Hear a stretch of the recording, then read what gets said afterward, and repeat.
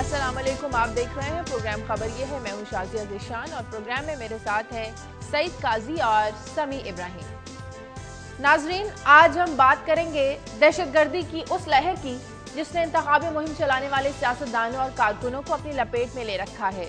पेशावर में एएनपी पर खुदकुश हमले में 18 अफराद जाँ बहक और 50 जख्मी हुए। उधर खुजदार में दहशतगर्दों ने मुस्लिम लीग नून के सूबाई सदर सनाउल्लाह ज़ाहरी के भाई और भतीजे समेत 7 जानें ले ली। आखिर ये ऐसी कौन सी कुव्वतें हैं जो मुल्क में इंतखाबात का माहौल ही नहीं देखना चाहती?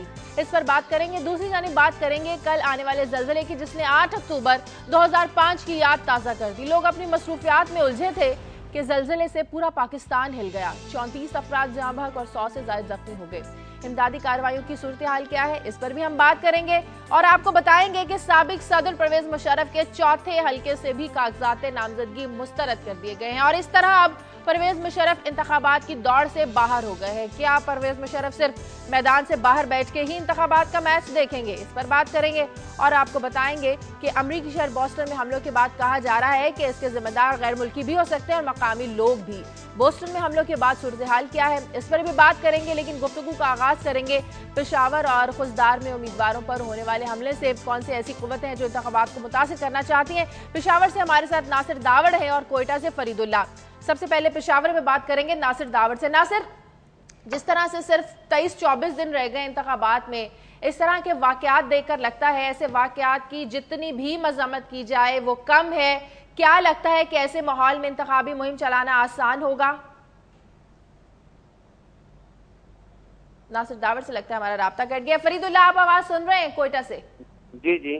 फरीदुल्ला, जिस तरह से कारकुनों पर, सियासतदानों पर हमले किए जा रहे हैं, आपको क्या लगता है कि जो हमारे इंतखाबात की जो साजगार फजा है ये कायम रह पाएगी? जी बिल्कुल, जिस तरह के हमले किए जाने कोयटा में कल जो नाखुशगवार वाकया फौजदार के इलाके ज़ेरी में पेश आया। मुस्लिम लीग के जो सूबाई सदर हैं नवाब सनाउल्लाह ज़ेरी अपने काफिले का इंतखाबी मुहिम पे थे। उनके काफिले को जिस तरह निशाना बनाया गया है उसमें जो 4 अफराद जहाँ बाक हुए, उनका छोटा भाई है, उनका बेटा है और बड़े भाई के बेटे हैं, ये तमाम जो है जहाँ बाक हुए हैं। तो इस तरह से जो सूरत हाल है काफी गंभीर हो गई है, क्योंकि इस इलाकों में आप देखेंगे बलूचिस्तान के बहुत सारे इलाके हैं जहाँ पे इलेक्शन कमीशन के ऑफिस पे हमला किया गया। गुज़श्ता माह जो इलेक्शन कमीशनर कोयटा थे वो उनको निशाना बनाया गया।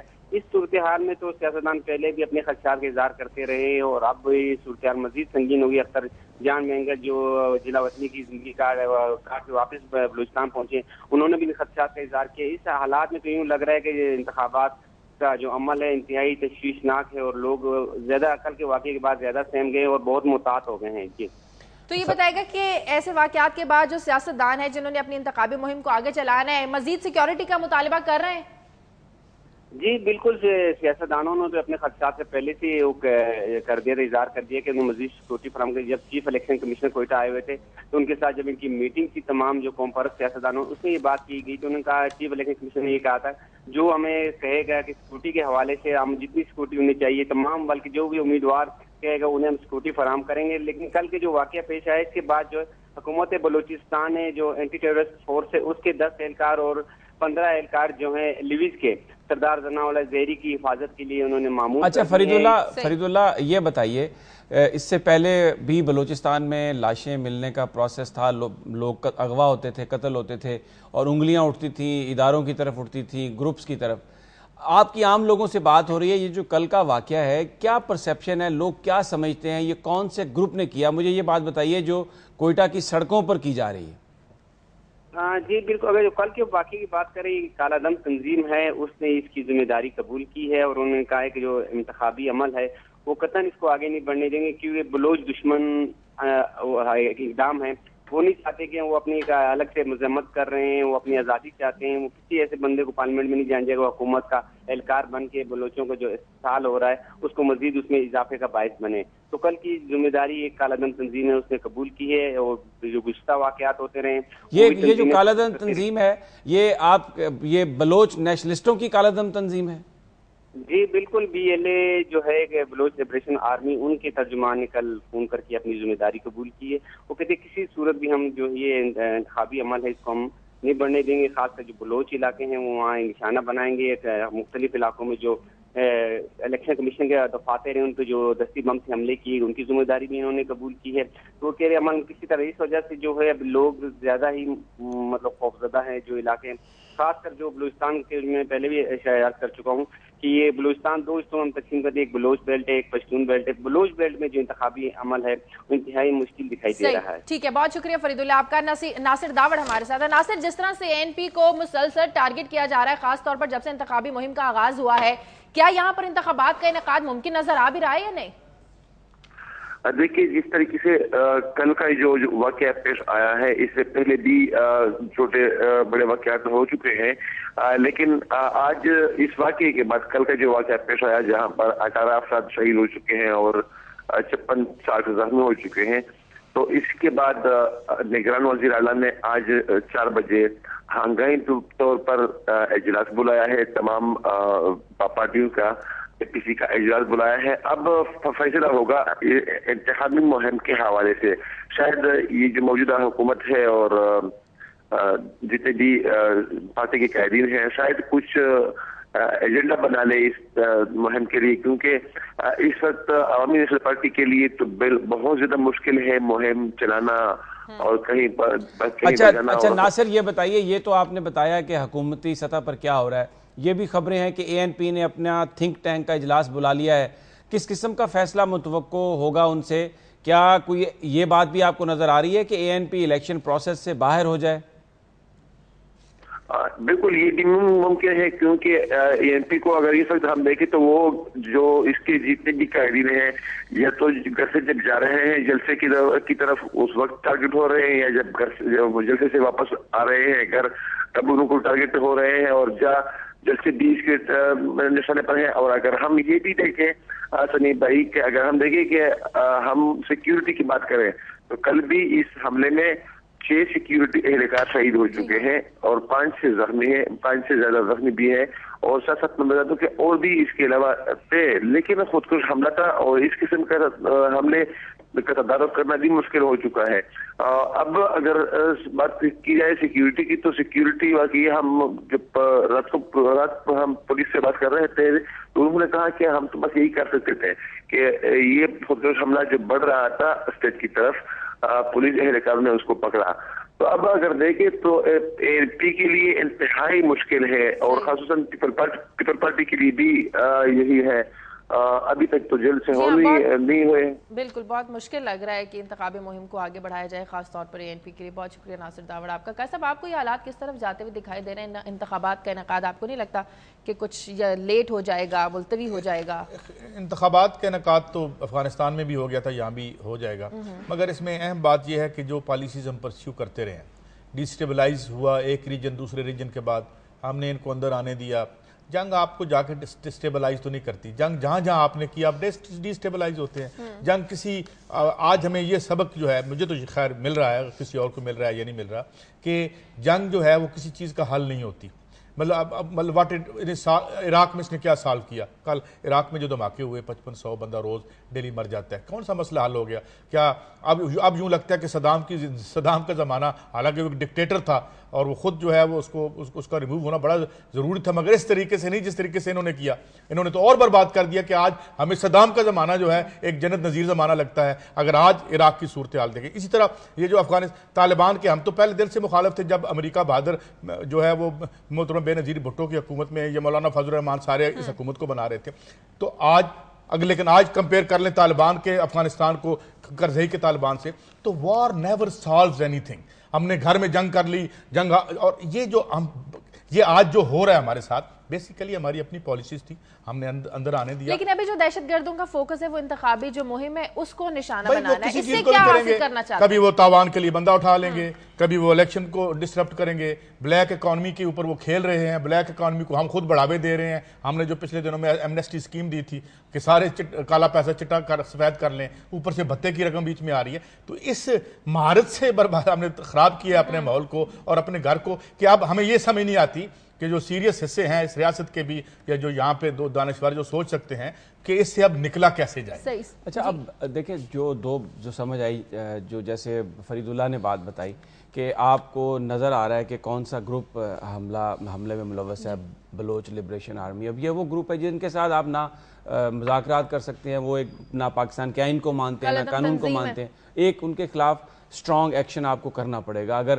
ماضی میں آپ نے ایویں کوئی بظاہر سٹرونگ کیا ہے لیکن ایکچول ایکشن نہیں کیا, اب وہ کرنا پڑے گا. اب دوسری جو بات سامنے آئی ہے کہ خاص طور پر ANP KPK میں ان کو جو اپنی کیمپین ہے اس کو ری ڈیزائن کرنا پڑے گا. یہ جو پبلک ریلیز ہیں, پبلک میٹنگز ہیں, وہ میرا خیال ہے ان کو کچھ تھوڑا سا اس میں لمیٹڈ کرنا پڑے گا. اور اس کا نقصان دیکھیں, الیکشن میں عوام کے ساتھ رابطہ بہت ضروری ہوتا ہے, اور اب اس کا جو نقصان ہے وہ ANP کو اٹھانا پڑے گا.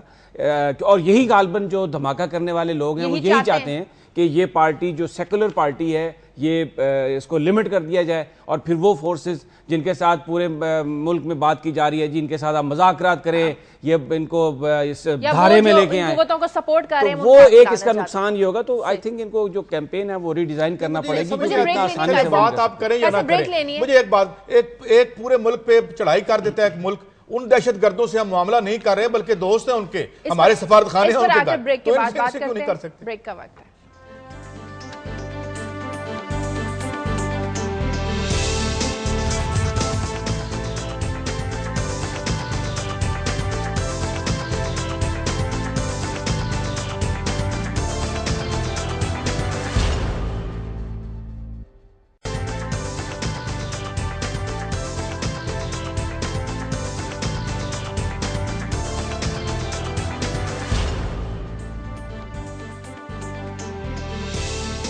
بریک کے بعد خوش آمدید. ہم بات کریں انتخابات میں ہونے والی دہشت گردی کی. کیا ان دہشت گردوں کے خلاف اب ایکشن جو ہے وہ ناگزیر ہو گیا ہے؟ سبھی صاحب آپ کہہ رہے تھے کہ ان لوگوں کے ساتھ اب مذاکرات نہیں ہو سکتے, ان کے خلاف ایکشن نہیں لینا پڑے گا. پاکستان تمام ایشوز پاکستان کے لوگوں کو سامنا کرنے پڑ رہے ہیں اس وقت, جس میں بے روزگاری بھی ہے, جس میں غربت بھی ہے, ایجوکیشن اور ہیلتھ کا نہ ہونا بھی ہے. اسی طریقہ سے یہ جو دہشت گردی ہے یہ بھی ایک پاکستان کے لوگوں کے سامنے ہے.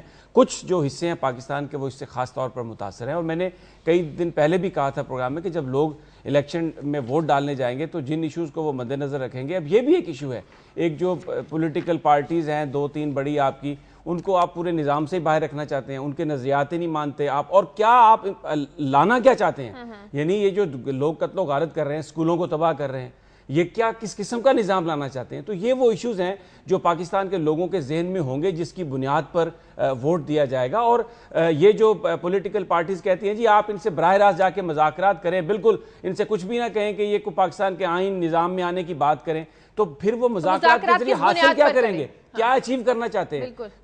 تو یہ ایک بڑے اہم مسئلے ہیں. میرا خیال ہے لوگ اس پر لوگوں کی نظر ہوگی. بڑا دیکھیں نا, برباد کر رہے ہیں, اسکولوں کو برباد کر رہے ہیں, یہ حکمران اسکولوں کو بند کرا رہے ہیں, یہ تعلیم لوگوں کو دیکھیں نا, مل جل کے ایک ہی کام کر رہے ہیں دونوں. بات کریں یا نہ کریں, میں یہ عرض کرتا ہوں بھائی بات کیا کریں, جس کا جنم آپ نے کیا, جس ملیٹنسی کو آپ نے پیدا کیا, تو آپ امریکہ بات کر رہے ہیں نا طالبان کے ساتھ افغانستان میں, قطر میں کیا مذاکرات ہو رہے ہیں, کیا یہ لندن میں کیا ہوا تھا, وہ کر رہے ہیں اپنی مرضی سے. آپ کریں یا نہ کریں, مگر آپ پہلے تو اسے اون کریں کہ آپ کی پالیسیاں آج ہمیں یہاں پہ لے آئی ہیں کہ آج اس ملک میں ہم امن و امان سے الیکشن نہیں کروا سکتے, اور جو آپ پالیسیز ہمیں یہاں سنا رہے تھے اندر لے کے آئے اپنے. یہ جو ایریاز ہیں, یہ فاٹا اور یہ جس طریقے سے یہاں انگریز ان کے ساتھ معاملہ کر رہا تھا, اس کی ایک خاص سچویشن تھی. ڈیولپ اس کو آپ نے کیا نہیں, انٹیگریٹ اس کو آپ نے کیا نہیں, چڑھائی اس پہ کروا دی امریکہ نے ہم سے. آج ہم یہاں کھڑے ہیں جہاں سے ہمیں رستہ نظر نہیں آتا. تو ایک تو یہ تکلیف دہ بات ہے, مگر ماضی کو اگر ہم ذہن میں نہیں رکھیں گے تو آگے کیسے جائیں گے؟ وہ سکول برباد کر رہے تھے تو KPK کی گورنمنٹ سکول بنا رہی تھی, وہاں پہ اسپتال بنا رہی تھی. ابھی پوچھئے یہ کوئٹہ میں جو بندے زخمی ہوئے ہیں, مجھے بتائیں وہ اسپتال کہاں پہ؟ ابھی بتائیں کہ محمد انور صاحب اگر آتے ہیں کہ وہ جو زلزلے میں مرے ہیں, یا کراچی میں اسپتال ہے یا کوئٹہ میں اسپتال ہے. تو میرے خیال میں دہشت گردی دونوں جانب سے ہو رہی تھی, یہ ادھر ہو رہی ہے ادھر معاشی ہو رہی تھی. یہ آج بھی کچھ سبق سیکھ کے اس میں سے نکلیں, سبق سیکھ کے اس میں سے نکلیں. It is of your making.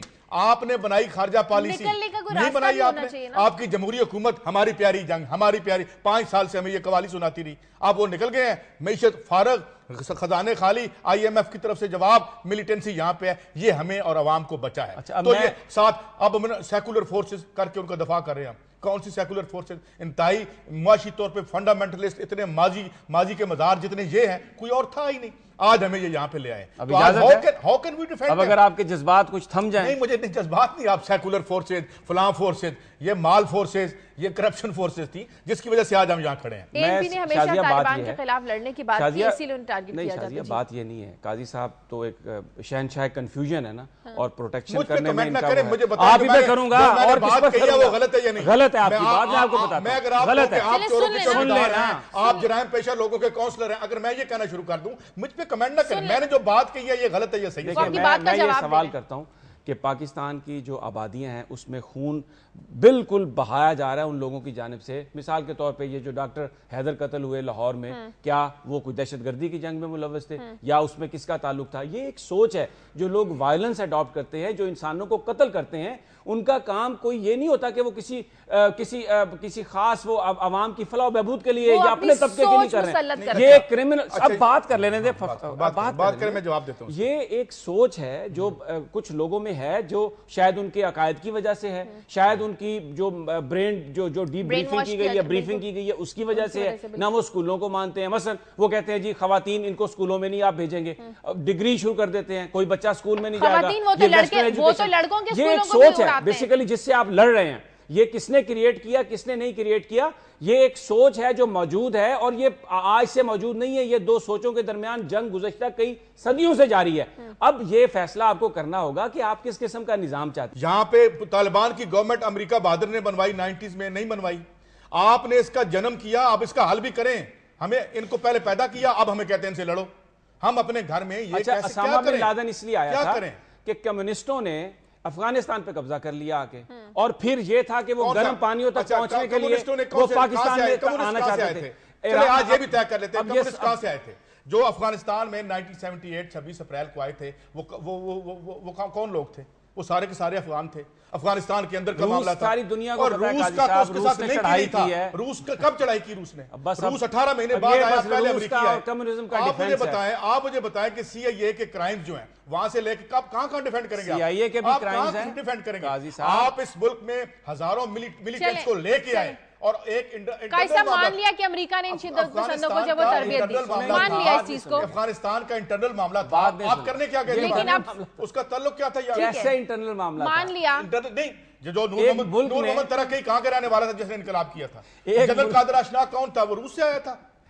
آپ نے ان کو برباد کرنے کے لیے یہ سارے رجتی بھیجے. اسامہ بن لادن نے سب سے پہلے اسکول پہ حملہ کیا جب بچے بچیاں اکٹھے پڑھتے تھے, آپ اسے بیک کر رہے تھے. شرم آنی چاہیے, یہ ہسٹری ہے. لیکن آپ اس کو ختم بھی تو کرنا ہے. کیسے ختم کریں؟ آپ یہ کہتے ہیں بم مار دیں. ہسٹری یہ ہے, آپ نے برباد کر دیا. اس کو ٹھیک کرنے کے لیے عقل چاہیے, دانش چاہیے, شعور چاہیے. اجازت دیں گے کچھ تھوڑا. یہ آپ کہتے ہیں کہ تم اب جنگ آپ لے کے نا بندوق چڑھائی کر. اب سمی صاحب سے بات نہیں, یہ بات یہ ہے, ہسٹری کو تو اب ان کی خواہش بہت ہو سکتی ہے, جھٹلا نہیں سکتے. روس نے فوج کشی کی افغانستان میں, ٹھیک ہے, اس کے بعد جب یہ سارے گروپس آئے وہاں پر ایک وار لڑی گئی. روس کو وہاں سے نکال, جو کارٹر کا ایڈوائزر ہے وہ کہتے ہیں ہم پہلے آئے, روس بعد میں آیا. یہ پتہ نہیں کہاں پہ ایڈوائز کر رہے تھے. پہلے امریکہ کی انٹرونشن ہوئی اینڈ دین روس کے, اور وہ بھی انہوں نے بلایا. کابل نے اپنا پرانا ایک معاہدہ انووک کیا ماسکو کے ساتھ, اور انہوں نے کہا کہ بھئی یہ آگے ہمیں مارنے کے لیے اب تم آ جاؤ. تو ہسٹری کو ڈسٹارٹ آپ کر رہے ہیں, میں تو نہیں کر رہا. اب جس طرح ابھی امریکہ نے افغانستان کو انویڈ کیا ہوا ہے نا, روس نے بالکل اسی طرح وہاں پہ فوج کشی کی. اب وہاں سے اس کو نکالنے کے لیے ملینز آف لوگ دیکھ رہے ہیں, یہ جھوٹ تو نہ بولے. ٹھیک ہے. اچھا, وہاں پر مجاہدین جو تھے وہ کٹھے ہوئے, انڈیجنس ایک موومنٹ, خود بخود آ گئے. سی آئی اے نے امریکہ نے تربیت دی, ٹھیک ہے, مان لیا. وہ خود بخود آسمان سے اترے اور وہاں خدا کا خوف. مجھے بریک لے, یار یہ تو پروگرام ہو ہی رہے گا. اچھا, اب بنیادی طور پر وہ جو ساری کاروائی تھی نا 80s میں, جو کولڈ وار تھی, روس اور امریکہ کی جو جنگ تھی, یہ ساری اس کی فال آؤٹ ہے. کچھ لوگوں نے روس کو اپنا خدا بنا لیا, جسے آج تک ڈیفینڈ کر رہے ہیں. مر گیا سسٹم, برباد ہو گیا, وہ لوگ چلے گئے, قبروں میں چلے گئے. دنیا میں کہیں وہ سسٹم نہیں ہے. آپ نے افغانستان میں لوگوں کو قتل کرنے والوں کو خدا بنا لیا, آپ نے عراق کو برباد کرنے والوں کو خدا بنا لیا, آپ نے ریمنڈ ڈیوس کی دفاع میں یہاں اپنی زندگی. روس افغانستان امریکہ کی بحث کو شکار کس کا ہوئے؟ دو جو بڑی طاقتیں تھیں, یہ اس کی پراکسی وار کا ہم شکار ہوئے. اور اب اس سے نکلنے کے لیے ضروری یہ ہے کہ آپ جس وقت اپنا آئندہ کا نقشہ منظر کشی, آپ اپنا منظر نامہ بناتے ہیں, تو ان چیزوں کو رکھیں کہ جو لوگ بیرونی طاقتوں کے علاقار بنے, چاہے وہ رشینز کا بنے چاہے امریکنز کے بنے, وہ ہمارے نمائندے نہیں ہیں. رشیا تو فارغ ہو گیا. مجھے بریک لینی ہے, پروگرام میں وقت ہے ایک بریک کا. بریک کے بعد واپس آئیں گے تو بات کریں گے زلزلے سے متاثرہ جو علاقے ہیں وہاں پر امدادی کارروائیوں کی صورتحال کیا ہے.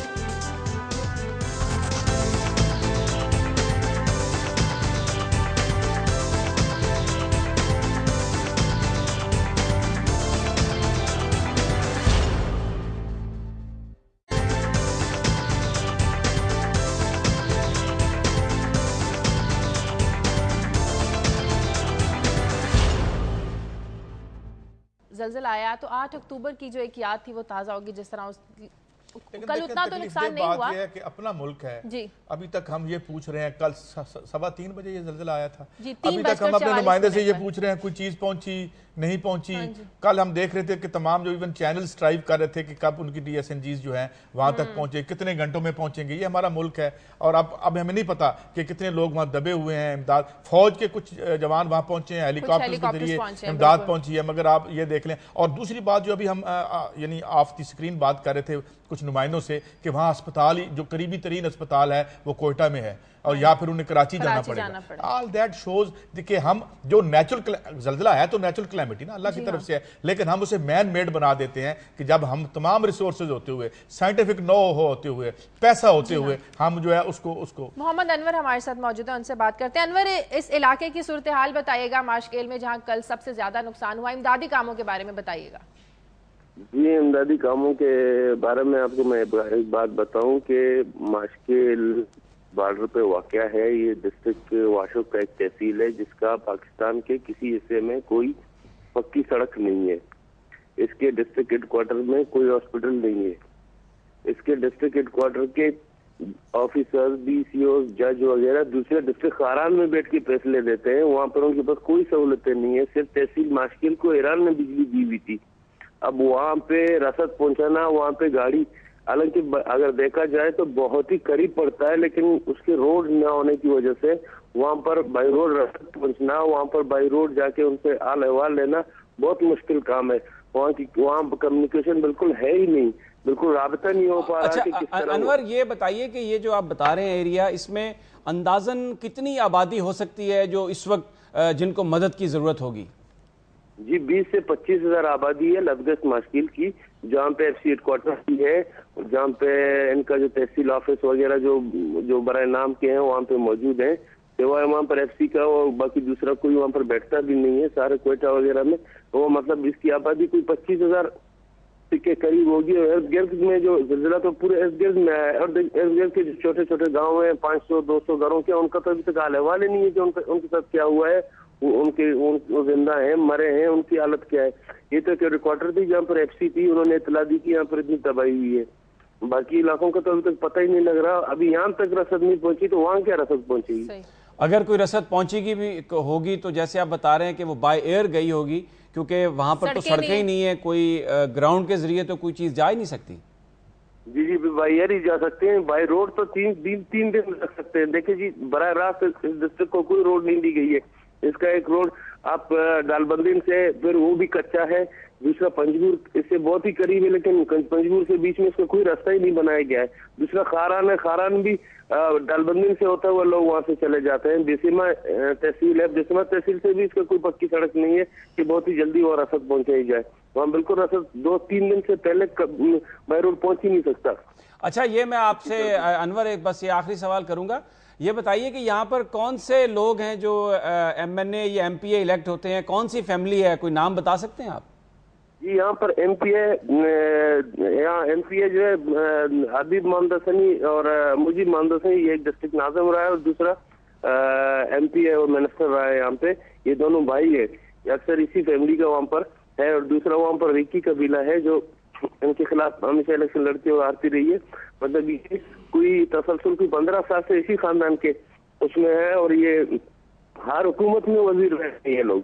ٹھیک ہے، بہت شکریہ۔ 15 سال سے اگر یہی خاندان اب دیکھیں، بات میں یہ عرض کرنا چاہ رہا ہوں، جو اصل بات ہے کہ جو پارٹ آف دا پرابلم ہے نا پاکستان میں، وہ بلوچستان میں خاص طور پر، وہ وہاں کے وڈیرے ہیں جو گزشتہ 65 سال سے کسی نہ کسی طرح حکمران رہے ہیں، لیکن جب عوام کے حقوق کی بات آتی ہے تو پھر وہی اس کے علمبردار بن کر سامنے آ جاتے ہیں۔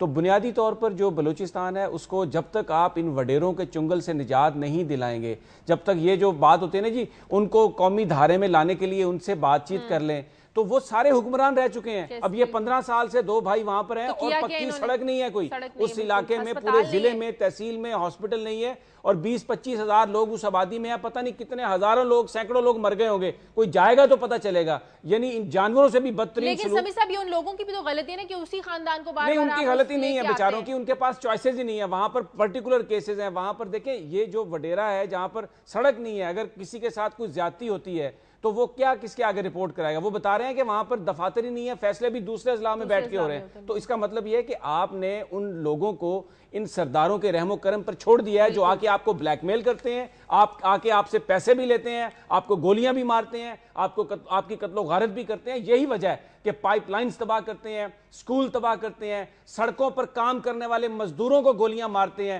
وہ کوئی آزادی کی تحریکیں نہیں ہے یا وہ کوئی ریاکشن نہیں ہے کہ ان کے خلاف کسی نے جاتی. یہ وہ وڈیرا کلچر ہے شازیہ، یہ وہ وڈیرا کلچر ہے جو اپنی سپریمیسی، اپنی بالادستی کو قائم رکھنے کے لیے قتل عام کر رہا ہے. ہم نے اسمبلی کے ذریعے وڈیرا کلچر کو توڑنے کے لیے کیا کیا؟ کون سی لینڈ ریفارمز کی ہم نے؟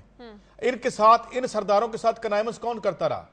اگر ہم ان کو وڈیروں کو تو ہم نہیں، ہم تو کہتے ہیں کہ وہ ذمہ دار ہیں ان کے، مگر ہم بتائیں کہ ان سے بات کر لیں، آپ بات چیت کر لیں. اب آپ نے برباد کیا ہے، بات بھی آپ ہی کریں. بات یہ میں کہہ رہا ہوں کہ ان سے کنائمنس کون کرتا رہا؟ آج تک ہم نے کوئی لیجسلیشن کی کیا؟ آج تک ہم نے لینڈ ریفارمز کی کیا؟ ہم نے اپنی معیشت کو استوار کیا؟ بلوچستان کے عوام کیا وہاں مائنز میں سے چائنا والے مال نکال کے لے جا رہے ہیں. ریکو ڈیک والوں کا دور، اگر سپریم کورٹ انٹروین نہ کرتی تو جو ہم وہاں کی دولت جو ہے اس پہ خود بھی اور باہر والوں کے ساتھ کرائمز کے ساتھ بیٹھے رہے اور سرداروں کو ہم جو ہے ان کے پیچھے پشت پناہی کرتے. تو ہم کس پہ انگلی اٹھائیں آج؟ اگر آپ، میں وہی عرض کرتا ہوں، پھر ان سے بات کر کے انہیں دوبارہ حکومت دے دیں. آپ گولی مار دیں. جہاں آپ نے بلوچ عوام کو غربت سے مارا ہے نا، ان کو گولی مار دیں. یہی آپ کے پاس حال ہے. پہلے آپ کے پاس حال یہ تھا کہ ان کو محرومیوں، آبادیوں کو محرومیوں اور ایک معاشی ویرانے میں بدل دو. اب آپ کے پاس حال یہ ہے کہ بندوق لے کے وہاں پہنچو. سبحان اللہ، ہماری دانش پہ تو لوگ ہنسیں گے. سمپل اتنی سی بات ہے کہ جو نظام ابھی تک تو ڈیلیور نہیں کیا، اس لیے کہ اس پہ وڈیرے قابض ہیں، انہوں نے نہیں کسی کو آنے دیا. کیسے سسٹم سے نکالیں؟ بات یہ آپ ڈائریکٹ ڈیولپمنٹ کا کام کریں. آپ ڈیولپمنٹ کا کام کریں. مثال آپ کی پارٹی نے ٹکٹ کس کو دی؟ آپ کس کو دی؟ وڈیروں کو نہیں. مثلا یہ ڈیولپمنٹ فنڈ ہے نا، آپ نے ایک ضلع کے لیے رکھا تو آپ اپنے بیوروکریسی آپ کے پاس، آپ میڈیا کو لے کے جائیں، بیوروکریسی کو لے کے جائیں، وہاں پر ڈائریکٹ ڈیولپمنٹ کریں، سڑکیں بنائیں، سکول بنائیں، ہاسپٹل بنائیں، لوگوں میں ایجوکیشن آئے گی، لوگوں کو تعلیم ملے گی، وہ صحیح فیصلہ کرنے کے قابل ہوں گے. آپ پھر ان وڈیروں سے بات کر کے ان کے ساتھ معاملہ طے کر کے کہتے ہیں حالات ٹھیک ہوں گے. یہ اپروچ غلط ہے.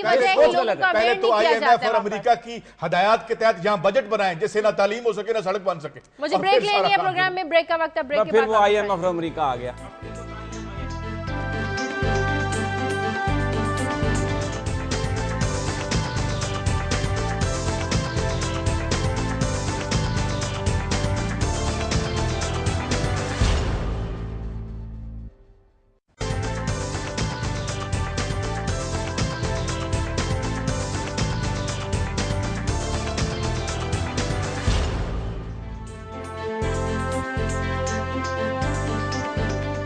بریک کے بعد خوش آمدید. ہم آپ کو بتائیں گے کہ پرویز مشرف کے کاغذات چوتھے حلقے سے بھی مسترد ہو گئے ہیں. پرویز مشرف کا سیاسی مستقبل کیا ہوگا؟ بات کریں گے ممتاز قانون دان اور پرویز مشرف کے وکیل احمد رضا قصوری سے. احمد رضا قصوری صاحب، اب تو تمام اپیلیں بھی مسترد ہوگی، کہ آپ دوبارہ اپیل میں جائیں گے؟ پرویز مشرف کا سیاسی مستقبل کیا ہوگا؟ دیکھیں، ہم اس کو مکمل جو ہے نا ایک جوڈیشل سائیکل اس کو کمپلیٹ کرنا چاہتے ہیں اور تمام دنیا کو باور کرانا چاہتے ہیں کہ ہم نے اپنے آپ کو میجسٹری آف رول آف لا کے سامنے سبمٹ کیا اور ہمیں کس قسم کا ٹریٹمنٹ دیا جا رہا ہے.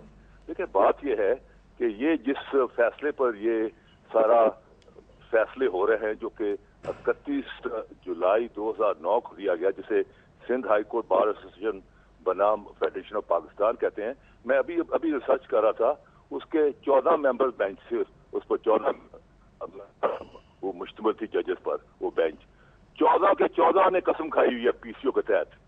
ہاؤ کین، دیکھیں، جو آپ کسی پر جب انگلی اٹھاتی ہیں 3 انگلیاں آپ کی طرف ہوتی ہیں. 14 کے 14 جو ہیں جج صاحبان، انہوں نے 2000 میں اپنا پہلا جو PCO اس کے تحت قسم کھائی ہوئی ہے اور 18ویں ترمیم میں وہ جو ظفر علی شاہ کیس کے ذریعے اس کو کور دیا گیا تھا وہ 28 ترمیم میں ختم ہو گیا ہے. لہذا اسی اگر آرٹیکل 6 کا ہم جائزہ لیں تو اس میں جو اس کا سیکشن 2 ہے وہ کہتا ہے جو بیٹر جو اور جو کولیبریٹر ہیں دے آر ایکولی ریسپانسبل. تو ہاؤ کم کہ بھائی آپ کا جو 2000 کا جو PCO ہے وہ تو میٹھا میٹھا ہے اسی، اور جو دوسرا ہے جو 2007 کا PCO ہے وہ تو میٹھا میٹھا ہے کیونکہ ہمیں کور نہیں کر رہا، اور 2000 کا جو PCO ہے کڑوا کڑوا ہے. بات یہ ہے کہ we are going to take up this issue to Supreme Court, اور دنیا واچ کر رہی ہے کیونکہ جنرل پرویز مشرف ایک انٹرنیشنلی نون آدمی ہے. دنیا واچ کر رہی ہے کہ جس کو آپ نے ڈکٹیٹر کیا وہ والنٹیرلی بغیر کسی عدالت کے وارنٹ یا سمنس کے والنٹیرلی آتا ہے to stand by his people in the hour of crisis. ایک کرائسس اس کا مطلب یہ ہوا کہ جنہوں نے مشرف کا ساتھ دیا اب ان کے خلاف بھی سپریم کورٹ میں جائیں گے. بہت شکریہ احمد رضا قصوری صاحب آپ کا. اچھا, میں اس میں نا شازیہ میں سوچ رہا تھا ابھی جو قصوری صاحب بات کر رہے تھے کہ جس وقت وہ ڈکٹیٹر تھے انہوں نے ایک آئین کے خلاف قدم اٹھایا تو پاکستان کے ججز نے کہا کہ ماشاءاللہ الحمدللہ آپ کا یہ جو ایکٹ ہے یہ بڑا زبردست ایکٹ ہے, ہم آپ کو بالکل اختیار دیتے ہیں, ہم آپ کے ساتھ ہیں, اس کو انڈورس کیا. بلکہ نہ صرف یہ, ان کو آئین میں فرد واحد کو ترمیم کرنے کا مکمل اختیار دے دیا. اب جب وہ اس اپنے ماضی پر نادم ہے, اپنے انٹرویوز میں کہتے ہیں کہ ہاں میں نے غلطیاں کی, اور وہ اپنے آپ کو عوامی عدالت میں پیش کرنے کے لیے آئے ہیں. یعنی اگر سیاست کرنی تھی تو پہلے دن سے آپ کو سیاست میں آنا چاہیے, فوج کی وردی اتار دینی چاہیے تھے. اب انہوں نے وہ کام صحیح کیا, سیاست میں آنے کے لیے سیولین ہے, آ کے اپنے آپ کو پیش کیا ہے.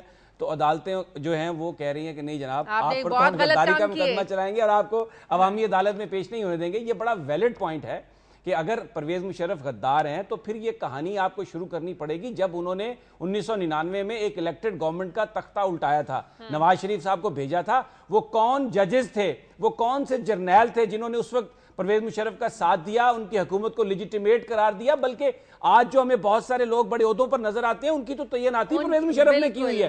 تو یہ نہیں ہو سکتا کہ سن 2000 میں جو انہوں نے کام کیا وہ تو جناب بڑا غیر قانونی ہے, بڑا قانونی کام ہے, اور 2007 میں 8 میں جو کام کیے وہ جناب بڑے غیر قانونی ہے, کیونکہ اس کا سارے اثرات جو ہیں وہ ہم اس کو وہ ہمارے اوپر پڑ رہے ہیں. تو یہ جو انہوں نے ایک ہپوکریسی اور ڈبل سٹینڈرڈز جو پاکستان کا ڈائلیما ہی یہ ہے, تو یہ آگے چل کر سوال آئیں گے اور اب ان کا جواب ان لوگوں کو دینا پڑے گا. یہ ٹھیک ہے, ڈبل سٹینڈرڈ ہپوکریسی کی بات کریں. اور دوسری بات جس طرح وہ کہہ رہے ہیں کہ جی سب لوگ جو شامل تھے تھوڑا پیچھے بھی چلے جاتے ہیں. یہ سارے کے سارے سیاستدان, کوئی ضیاء الحق کی انگلی پکڑ کے آیا, اس سے پہلے کوئی ایوب کی انگلی پکڑ کے آیا, یہ سارے جو جمہوریت کے مروڑ جنہیں اب ہو رہے ہیں, اور پھر ان کے ساتھ جو پولیٹیکل لوگ تھے ان کے ڈبل سٹینڈرڈ دیکھیں. یہ سارے کے سارے جو ہیں یا مسلم لیگ نون میں بیٹھے ہوئے ہیں جو مشرف صاحب کے سامنے پیش ہو رہے تھے, یا پیپلز پارٹی میں بیٹھے ہوئے ہیں. تو ڈبل سٹینڈرڈ کسی ایک ادارے سے یہ رولنگ کلاس کا کرائسس ہے, کیونکہ رولنگ کلاس جو ہے اس میں ہمیں یہ لگتا ہے کہ جی اخلاق یا اصول جو ہے اس کو بالائے طاق رکھ دو, پاور کو پرسیو کرو, یہ ہو گیا ہے. جب میں بات کرتا ہوں نا شازیہ کہ آپ نے نظریے کو, سوچ کو, فکر کو سیاست میں سے نکال کے اسے بزنس پراپوزیشن بنا دیا, تو پھر جس کے پاس طاقت ہوگی سارے اس کی طرف دیکھیں گے. اس میں اتنی حیرت کی کون سی بات ہے؟ تو ڈبل سٹینڈرڈ کا تو سارے شکار ہیں. صحیح کہہ رہے ہیں, ڈبل سٹینڈرڈز یہی ہمارا ڈائلیما ہے جو ایک آپ اکراس دا بورڈ ایک طے کر لیں نا. جیسے ساؤتھ افریقہ میں تھا, آپ نے ایک ٹروتھ اینڈ ریکنسیلیٹری کمیشن بنا دیا تھا اور کہا تھا کہ آج تک جو ہوا وہ آپ سب اس پہ نادم ہوئے, معافی مانگی, آئندہ یہ نہیں کریں گے, جو کرے گا اس کو جرم دیں گے. لیکن آپ یا تو ایک تاریخ طے کر لیں. یہ نہیں ہو سکتا کہ اس سے پہلے جو ہوا اس پہ معافی مانگی نہیں کوئی, آپ بے شک 1970 سے شروع کر دیں, آپ 1960 سے شروع کر دیں, لیکن اس میں جو تمام سٹیک ہولڈرز ہیں وہ بیٹھ کر اس کا ایک فیصلہ کریں کہ جناب یہ کام, یہ اصل میں جو میثاق ہوا تھا نا نواز شریف اور محترمہ بینظیر بھٹو کے درمیان, جس کو بعد میں انہوں نے دھجیاں اڑا دی, وہ بیسیکلی یہی تھا کہ ماضی میں سیاستدان فوج کا اعلیٰ کار بنتے رہے, اسٹیبلشمنٹ کا اعلیٰ کار بنتے رہے, حکومتوں کو گرانے کے لیے اب نہیں بنیں گے. وہ اسی لیے تھا جس کو انہوں نے قاضی صاحب کاغذ کا پرزہ کہتے ہیں, اور بہت سارے لوگ کہتے ہیں یہ ہو گیا وہ ہو گیا, کہیں سے آپ کو شروعات کرنا پڑتی ہے. اس طرح کرتے ہیں کہ جس نے بھی جو جرم کیا ہے ایک ٹروتھ اینڈ ریکنسیلیشن کمیشن بنا دیں, ان کو کہیں کہ جناب یہ تو قتل جو ہے 1980 میں اگلی ایک سٹوری بھی ہم نے معاف کر دیں اور آگے نکل پڑیں. یہ تو کوئی بات نہیں نا, آپ کے لیے یہ پریویلیج کہ آپ گڈ اچھے ایک دوسرے کو معاف کر کے سارے کرائمز آپ کے بھول جائیں, تو یہ تو نہیں ہو سکتا. آگے بڑھتے ہیں اور بات کریں گے کل امریکی شہر بوسٹن میں جو حملے ہوئے, ان حملوں کے بعد کی صورتحال کیا ہے, کوشش کریں گے ہمارا ان نمائندوں سے رابطہ ہو اور جان سکیں. شازیہ میں جو دیکھ رہا تھا اس میں جو اپڈیٹ یہ تھی کہ انہوں نے اس کی ابھی تک یہ بلائنڈ ہے کیس, ابھی تک یہ پتہ نہیں چل سکا کہ کس نے اس کی سازش بنائی, کس نے اس کو ایگزیکیوٹ کیا. بڑا کوشش ہے امریکن میڈیا, کسی کی طرف پوائنٹ آؤٹ نہیں کر رہا, لیکن ابھی تک جو فورینزک ایویڈنس ملا ہے نا اس میں جو چیزیں مجھے نظر آئیں, جو رپورٹ ہوئی ہیں, ایک جو بظاہر یہ پریشر کوکرز تھے جن کو بم بنایا گیا تھا, اور اس میں ایک بلیک گن پاؤڈر ہوتا ہے وہ رکھا گیا, اس میں کوئی شارپنرز رکھے گئے, اور وہ یہ جو عام جو ایک ٹیکنیک ہے بم بنانے کی وہ اس میں استعمال کی گئی. لیکن جو ابھی انہیں ملا ہے ایک پریشر کوکر کا ٹکڑا, اس پہ لکھا ہوا ہے 6L, جو ابھی تک انہوں نے ملا ہے, جو 6L. اچھا یہ ٹریڈ مارک ہے, ایک اسپینش کمپنی ہے فگارو جو بناتی ہے پریشر کوکرز. سالانہ امریکہ میں تقریباً 50,000 ان کے پریشر کوکر بکتے ہیں, لیکن یہ یورپ میں بھی ایک بہت بڑی کمپنی ہے. اب وہ اس کو دیکھ رہے ہیں جس سے وہ جاننے کی کوشش کریں گے کہ یہ پریشر کوکر کہاں سے ملا, کہاں سے کس نے خریدا, کچھ اس کو نیرو ڈاؤن کرنے کی کوشش کریں گے.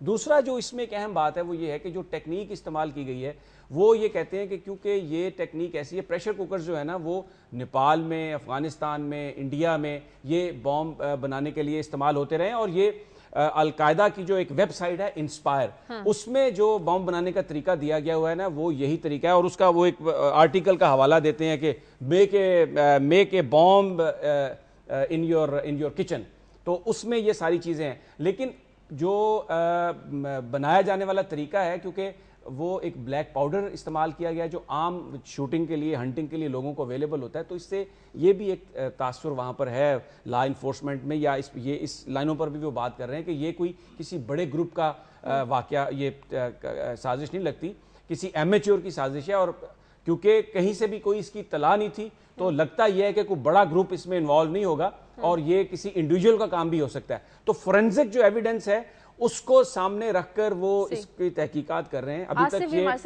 ابھی تک یہ بالکل بلائنڈ ہے کیس, اور اس کیس میں کئی سال لگ سکتے ہیں. میں آپ کو ایک مثال دیتا ہوں کہ اینتھریکس کا جو حملہ ہوا تھا مختلف امریکہ کے دفاتر میں 2001 میں وہ ہوا تھا, 18 سپٹمبر سے وہ شروع ہوا تھا, لیکن 2008 تک جو ہے وہ کیس گیا تھا اور بڑی مشکل سے اس کا پتہ چلا تھا. تو یہ بھی ایسا لگ رہا ہے کہ یہ ایک مشکل کیس ہوگا ان کے لیے, اور ابھی تک صرف یہ فورینزک ایویڈنس کو وہ زندہ رکھیں گے, القاعدہ پہ ڈال دیں گے, القاعدہ کو زندہ رکھنا ہے انہوں نے, کوکر ہے نہیں ہے, اس کیونکہ دہشت گردی جب تک ان کی ان آفیشیل ان ڈکلیئرڈ پالیسی ہے تو یہ اس کو چلائیں گے دیر تک. آصف سے بات کر لیں اگر ان کے پاس. جی آصف یہ بتائے گا کہ وہاں پر آپ موجود ہیں, وہاں پر کیا باتیں سامنے آ رہی ہیں؟ طالبان تو اس سے انکار کر چکے ہیں, کسی گروپ کے بارے میں کوئی واضح طور پر نہیں کہا گیا کہ کون ملوث ہے اس میں. مجھے تو قاری صاحب کی بات جو ہے نا وہ سن کے بڑی حیرانگی ہوتی ہے کہ وہ ڈالنے کی کوشش کر رہی ہیں, ڈال رہے ہیں, حالانکہ پچھلے یہ 2-3 دن میں ایڈمنسٹریشن نے اتنا رسپانسبلٹی سے کام لیا ہے, کسی آدمی نے ایک بھی لوز ورڈ استعمال نہیں کیا یا کوئی ڈائریکشن نہیں دی کہ یہ مسلمانوں پہ یہ مدعا گرے, اور they have been very very careful. جو قاری صاحب کہتے ہیں کہ یہ ڈال دیں گے, اس کو جاری رکھیں گے, ابھی تک جتنے بھی اینگلز ہیں وہ اسی طرف جا رہے ہیں کہ شاید یہ کسی لوکل آدمی کا کام ہے اور بڑا آرگنائزڈ کام کیا, ابھی تک اس کی کوئی کلو نہیں ہے. قائد صاحب کی بات ایسی ہے جو مجھے سن کے تھوڑی سی ہنسی آئی کہ ہر چیز نہیں ڈالتے. آصف صاحب یہ بتائیں, جو آج تک جو ہوتا رہا ہے وہ بیلجیم پہ ڈالتے رہے ہیں, مطلب ہے وہ تو ناروے میں نکل آیا کہ گورا تھا تو ہمیں پتہ چل گیا, ورنہ القاعدہ جس کی تعداد 300 سے زیادہ نہیں, کیا کیا جتن نہیں کیے اس کو زندہ رکھنے کے لیے انہوں نے. مجھے بتائیں جنہوں نے خود القاعدہ بنوائی, اسامہ بن لادن کو تخلیق کیا اور آج تک اسے زندہ رکھے ہوئے, اسامہ بن لادن کو دفن نہیں کرنے دیتے, روز اس کی ایک سٹوری BBC پہ چلا دیتے ہیں. ٹھیک, بہت بڑی لمبی بات ہو جائے گی. بالکل, بہت شکریہ آصف. اچھا اس میں نا ایک اور فیکٹ تھا, وہ یہ تھا کہ فیصل شہزاد نے جب مئی 2010 میں نیو یارک ٹائم سکوائر پر بامبنگ کرنے کی کوشش کی تھی تو وہ بھی اس کے پاس بھی وہ یہی تھے, پریشر کوکر ہی تھا, اس میں 120 فائر کریکرز تھے اس کے.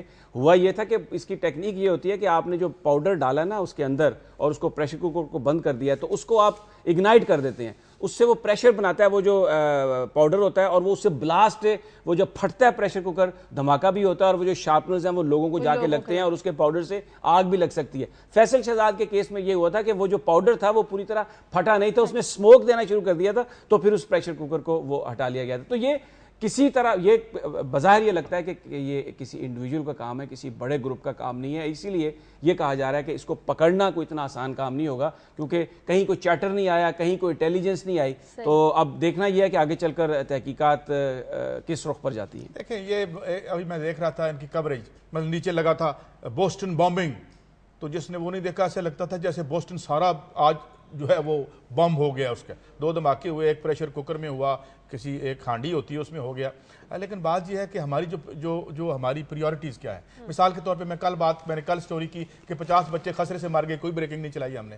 60,000 بندہ جو ہے TB سے مر جاتا ہے اور 800 روپے میں اس کا علاج ممکن ہے. وہ اس کو تو بات یہ ہے کہ یہ غلط اب میں ہے، ایسے نہیں ہونا چاہیے.